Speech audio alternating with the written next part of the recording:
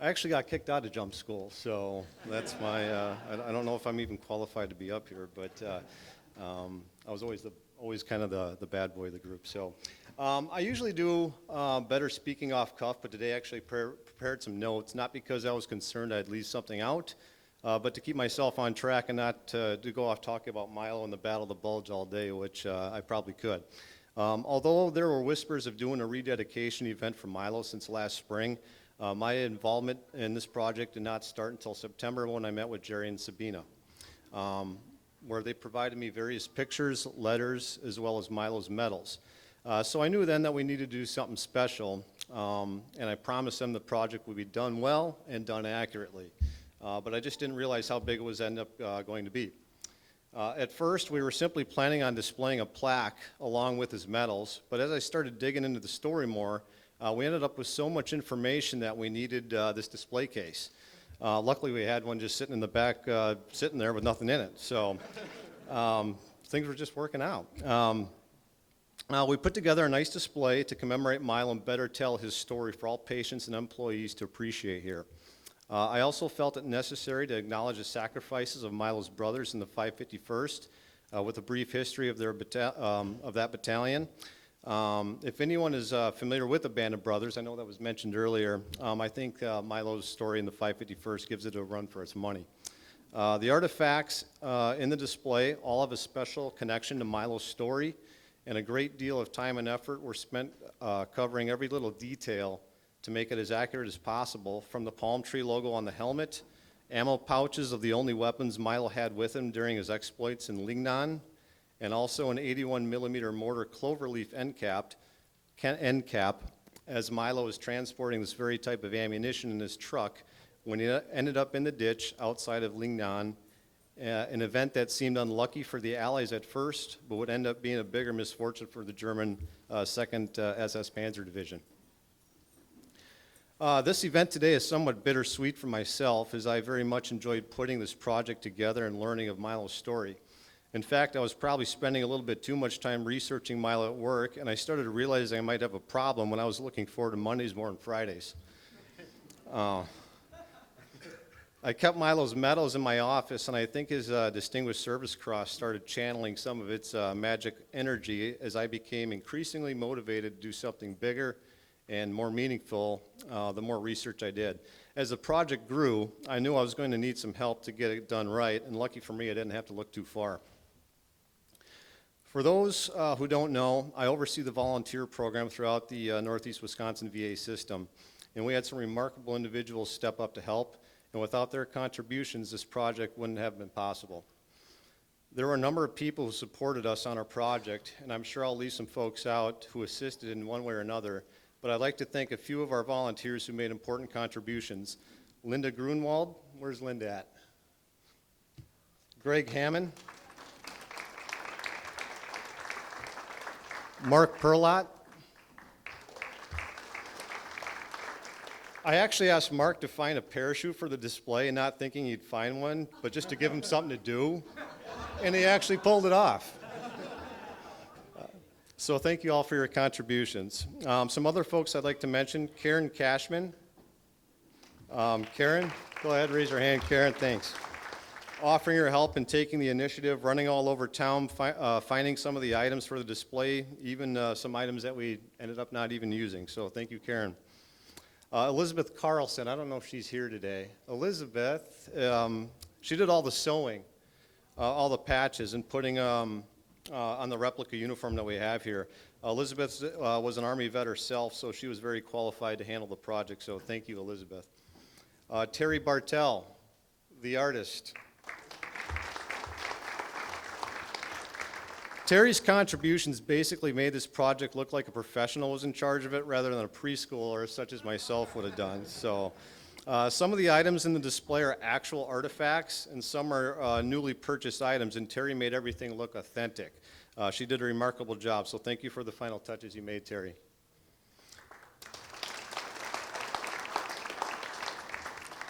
This project simply wouldn't have happened if not for James Francois. James?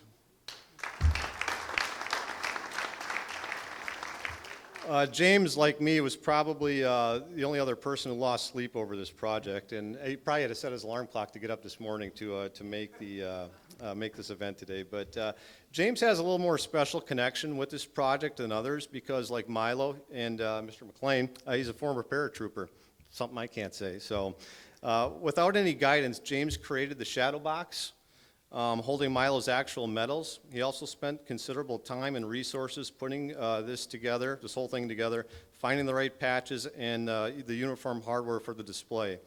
As we found out more and more detail about Milo and World War II uniform regulations, we had to make continuous changes from the initial plan, and James was very flexible in making those corrections without anyone asking him to do so. So thank you, James.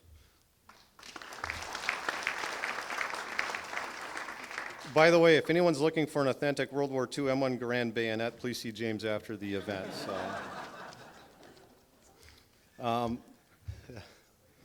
I'd also like to point out a few of my fellow employees for their contributions to the project. Joe Travola, Ken, Sean Siebold, Jason Ward for your contributions. Thank you guys very much. Tyler Rodenkirk, I don't know if Tyler came here. He's our a medical media guy down in Milwaukee. He does a great job. He actually designed the 551st Parachute Infantry Battalion poster board that we have down there at the bottom. So thank you, Tyler. If he's not here, please thank him when you get back there, Joe. Also, I'd like to say a thank you to Jessica Stradinsky and Mr. Tim Dacey for giving me the opportunity and flexibility to work on this. There was never a no or an opposition to anything that we wanted to do except for the hand grenades, the mortar rounds, the machine guns, and the live reenactment that we had planned on doing. But I truly appreciate your guys' support and confidence. So, and also a thank you to Mr. McLean for your outstanding support for our volunteer programs in Northeast Wisconsin here. Thank you, guys.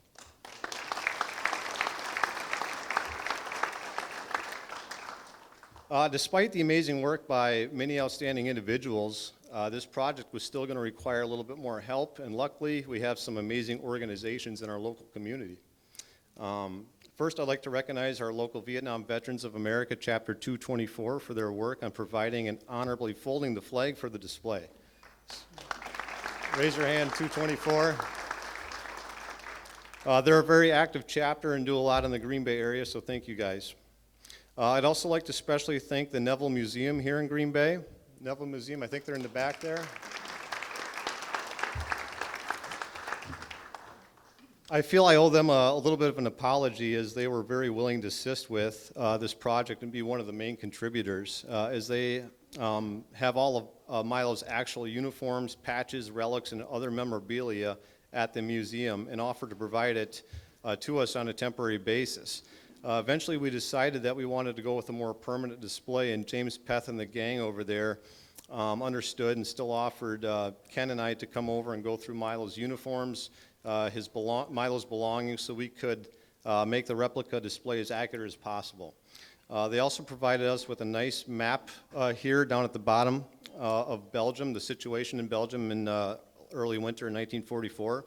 Kind of puts the whole story in perspective for those of you who are unfamiliar with the Battle of the Bulge. I encourage everyone here to take a day and the family and go check out the museum. Sometimes they have a ton of history of Green Bay and Northeast Wisconsin over there. So thank you, Neville Museum folks.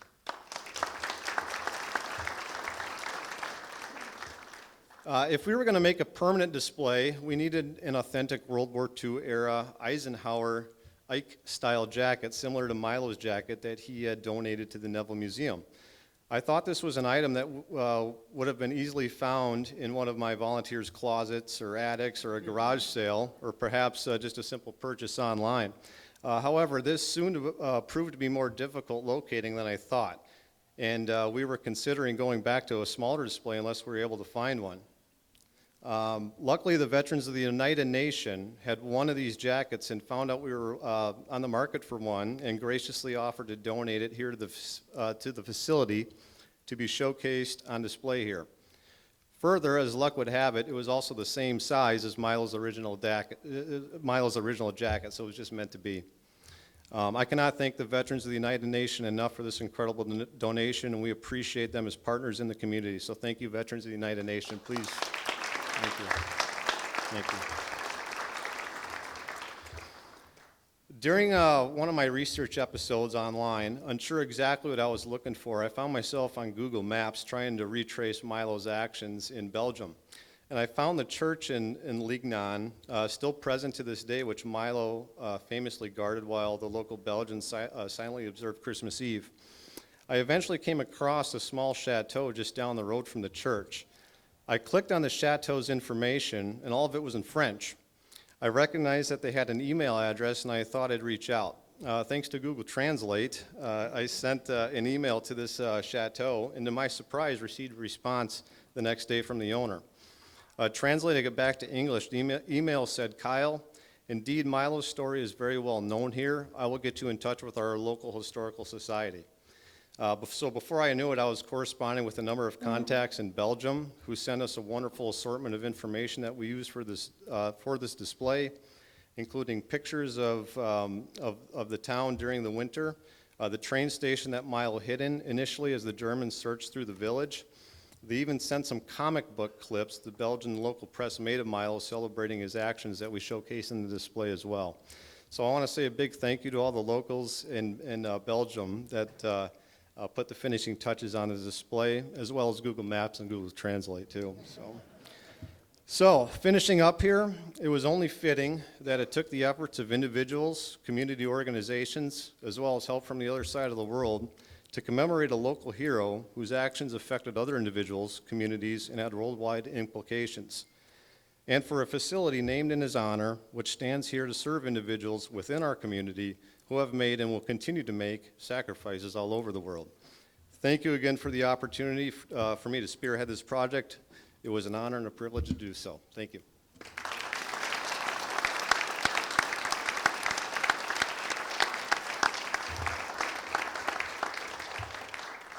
Thank you so much, Kyle, for that and all of the work that you did in putting that together and all of the volunteers that helped out with that and everybody else.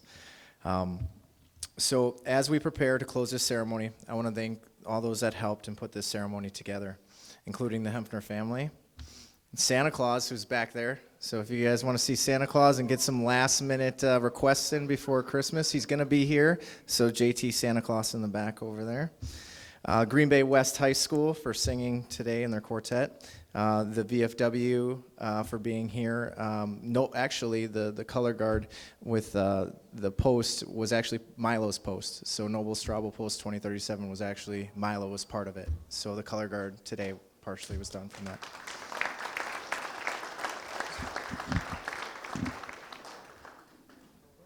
What's that? Oh, and of course the family members and Jerry and everybody, so thank you.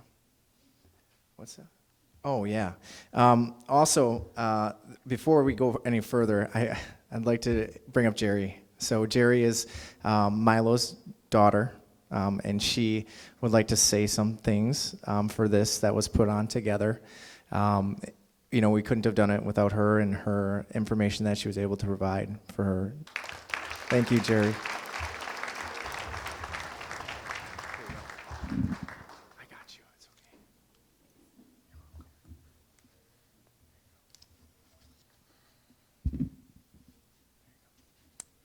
For my father, as well as for many other young men growing up, was forever changed by the events of World War II.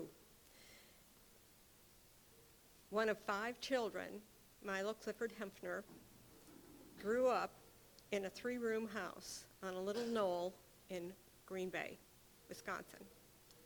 The house was heated by a wooden isinglass stove in a parlor, a wood and coal burning stove in the kitchen, and a very little heated shed. His parents and sister slept in the parlor in the winter. The boys all slept in the shed built into the back wall of the kitchen. Dad often joked about the perils of being the last one home at night. To huddle in that ball was the sport of champions. Dad hunted game for the family table and worked at a variety of jobs, including taxi, bus, truck, and tractor. He was employed by the Kraft Company, the cheese company, but an outgoing guy with a good sense of humor, he attracted a large group of cousins and friends for Saturday night dances, parties, card games, and etc. Raised in a strict German home, Dad was imbued with a strong sense of right and wrong.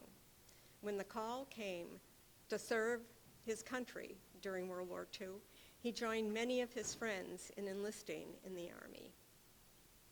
He trained as a paratrooper with the elite 551st Parachute Infantry Battalion, became a demolitions expert, and he experienced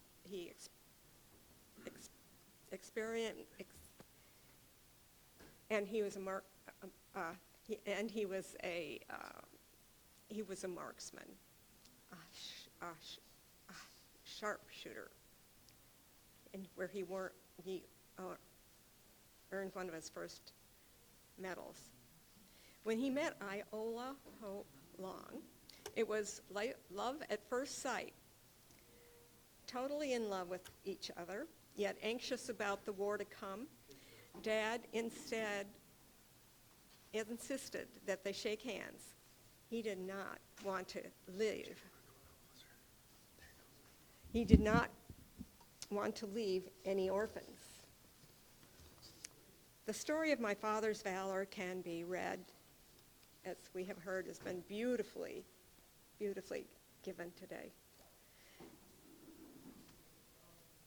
However, my story describes a little bit different part of his life.